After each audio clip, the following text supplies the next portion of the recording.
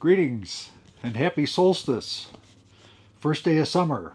And for our friends down under, happy winter. Well, what we've got going today is a top 5 list, if you will, of the top 5 things that I think are essential for a decent life, a happy life, a content life, a good life, if you will. I'm not giving advice. I'm not saying these are the same for everybody or everybody should do this. I'm just giving my opinion like I usually do. So take from it what you will.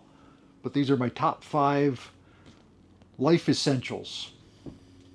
And if you stick around, there might be a bonus towards the end. Number 1, and it's only number 1 because it's the first one I thought of, it's to laugh. Laugh a lot. Laugh at everything. Most especially, be able to laugh at yourself. Don't take life too seriously. The sooner you can figure out how to laugh at yourself, the easier life is. In my opinion. Like I said, in my opinion. I think some people think that laughing or smiling even is a sign of weakness. I don't buy that. I don't think it is at all. If anything, it's a sign of strength and comfort with your own self. And I think a sense of humor in life is as essential as a sense of humor in a relationship. Of course, relationships being a part of life, but you got to have a sense of humor. I don't know. I don't know where I'd be if I didn't have a sense of humor. There aren't too many things I can't find humor in. Not too many things that I can't laugh at, and that a lot of people find a problem with that.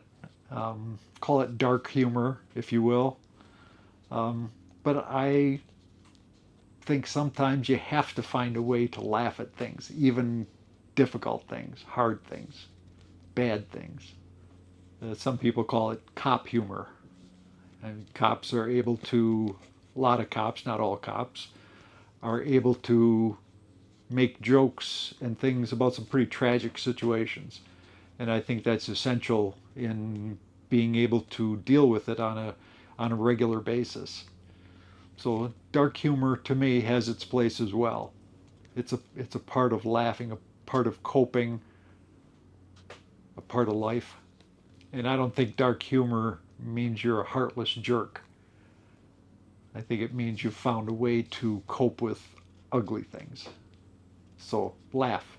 Laugh a lot. Laugh at everything, like I said, especially yourself. Number 2, and again, not in order, just because it's number 2 on my list today. Tomorrow it might be number 3 or 4, or it might be number 1. Anyway, number 2 on today's list is gratitude. Being thankful for the things that you have instead of being upset about the things you don't have. There's always something to be grateful for, regardless of your circumstances. It's not always easy to be grateful. Sometimes it's a chore, especially when things are not going well. Things aren't going well, it's hard to be positive and be grateful. But if you force yourself, if you remind yourself to be grateful for what you do have, it helps you get through those times. And you have to remember it can always be worse. Which reminds me of one of my all-time favorite scenes in one of my all-time favorite movies, Christmas Vacation, National Lampoon's Christmas Vacation. If you know the movie, you probably know the scene I'm talking about. Clark Griswold. Worse? How can it get worse, Ellen? We're at the threshold of hell. That's not verbatim, that's a paraphrase, but you probably know the scene if you know the movie. And being grateful doesn't mean you can't have goals and aspirations. It doesn't mean that you can't hope for something more, something better. It's not it doesn't gratitude doesn't take away hope. You can still have hope and gratitude at the same time.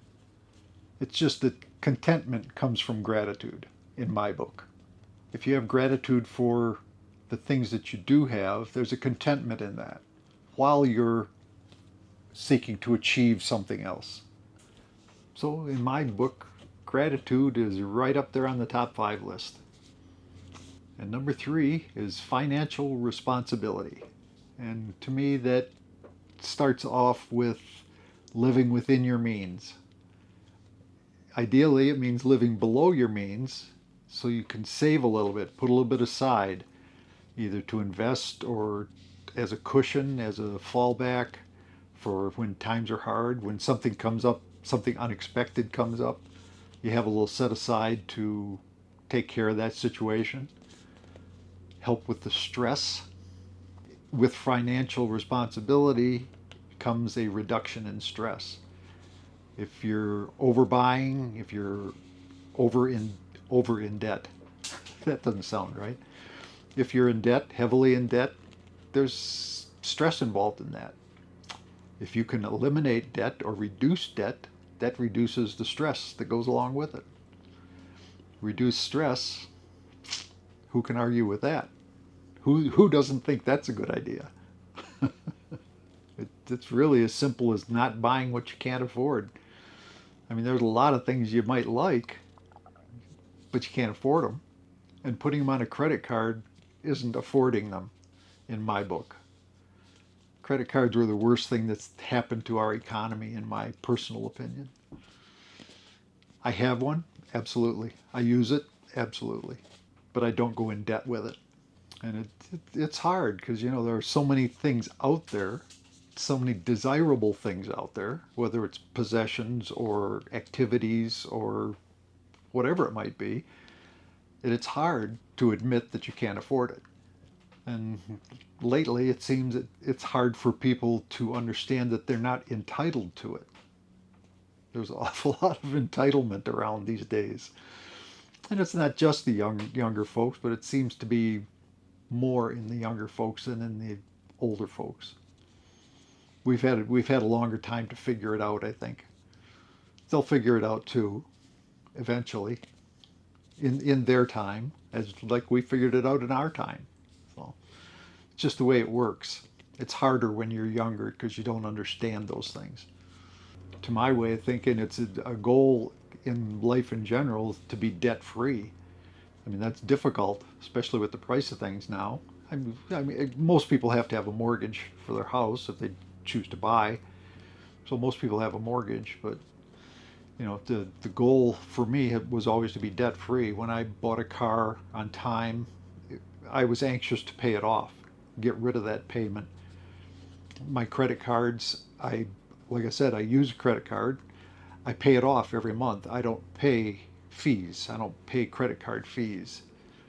Credit card's a convenience, and there's no arguing with that. In my opinion, it's a convenience.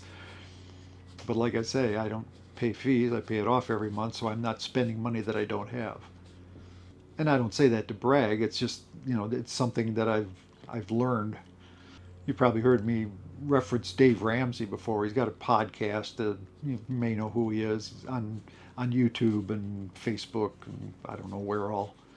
He's a financial advisor, and he's a brutally honest guy. Either you like the guy or you don't.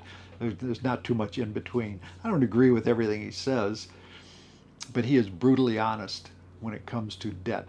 He doesn't like debt at all. But it's a great feeling to pay cash for things.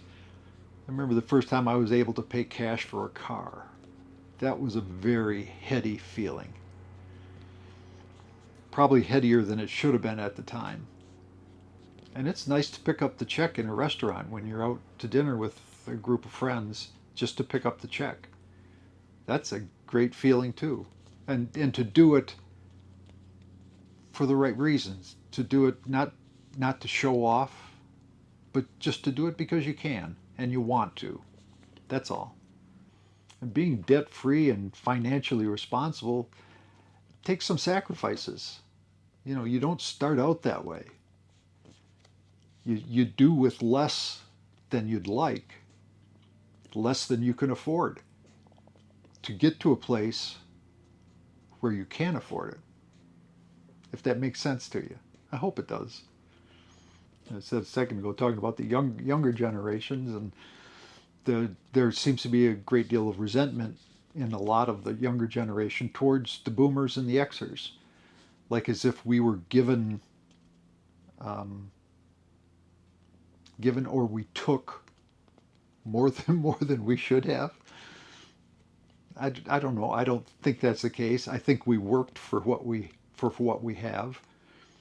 I mean, I hear some of the situations that the younger generations are in now, and that was me years ago.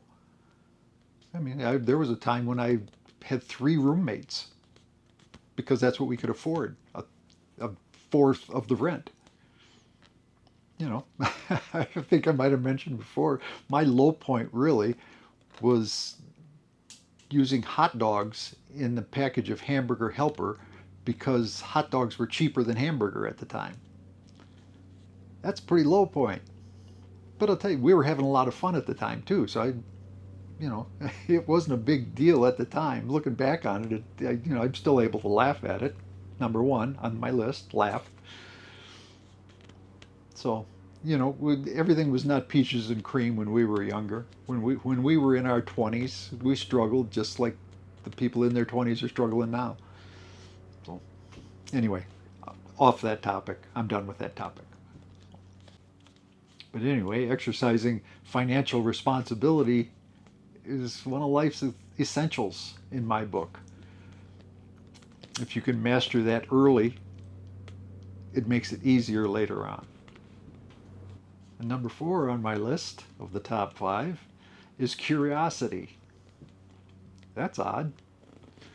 But I think it's essential to be curious about things, to wonder about things, to think about things, and wonder why, ask why, and figure out why, and figure out how. To be continually learning, always learning, now and forever learning. To me, that's essential. It keeps your mind active. It keeps you up on things that are going on around you. To me, it's easier now than it's ever been because information is so available. It's incredibly available. Your phone in your pocket can answer anything you ask it. But you have to ask it. You have to be curious enough to ask the questions. And then you have to be diligent enough to search the answers. But they're available. All the answers are out there. Maybe not to some of the esoteric questions, but knowledge, if you're looking for knowledge, it's out there. It wasn't that long ago that we had to go to books and the library and research to find the answers to things. Now it's clicking on you don't even have to click on your phone anymore. You can talk to your phone and it talks back to you. There is literally no excuse now to not find the answers to things. That's how I feel about it. Like I say, you used to get that stuff from books, and now you get it from your phone. You get it from seeing it or hearing it, all on digitally on the internet. And AI has taken the internet to extremely new heights, and it's just getting started. Where's it going to go from here? I don't know. It'll be fun watching it, I hope. But to me, it's essential in life to be curious, to wonder. Number 5 on my list is physical activity. It's essential in life to be physically active, as physically active as you can be, put it that way.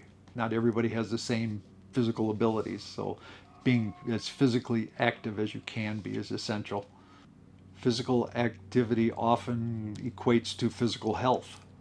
The more physically active you are, the more physically healthy you are. Not always the case, but I think there's definitely a relation. And that activity can come about in a lot of different ways, whether you're into sports, playing sports, or if you're into nature, hiking and camping and all that business, boating, all those physical activities. But it could be gardening, could be just doing things around the house, handyman stuff, being physically active, getting out of the lazy boy, getting out from in front of the television. I think that's essential in life. hard sometimes when you don't feel like doing it, when what you feel like doing is sitting watching cartoons and Sunday morning. It's a little bit harder then. And I'm not saying you can't ever do that, but when that becomes your lifestyle, I think that affects your health. I think you become less healthy the less physically active you are. So physical activity is on my list. Well, that's my top 5. But I mentioned earlier a little bonus towards the end. So I'm going to give you 5A, or call it number 6 if you want. Make it the top 6 if you want. But the bonus item anyway is flexibility and adaptability. I think that probably should be one of the main ones. On some days that's number 1. Like I was saying earlier, the order changes on my list. But being flexible and adaptable is really essential in my book. It actually should be right under being able to laugh. But anyway, today it's 5A or number 6, whatever you want to call it. And that's, like I said, it's essential. Life very seldom goes as planned. That's day by day, week by week, year by year. Being able to adapt to the changes that are going on around you is essential to me. Things are always changing. There are things happening today that you didn't think were going to be happening yesterday, last week. Who knows what's going to happen next month? Look at everything that's going on in the world. Who knows what's going to go on? But you have to be able to adapt to the things that happen. And you have to be able to keep your positive attitude while you're adapting, which is a whole nother bailiwick. You have to be able to go with the flow. And that doesn't mean that there aren't certain things that you have to stick to your guns on. There are. Absolutely are. There are things that, you shouldn't compromise on. Absolutely. But being able to discern what those things are takes a little more effort. Being able to tell the big things from the little things, the important things from the not so important things.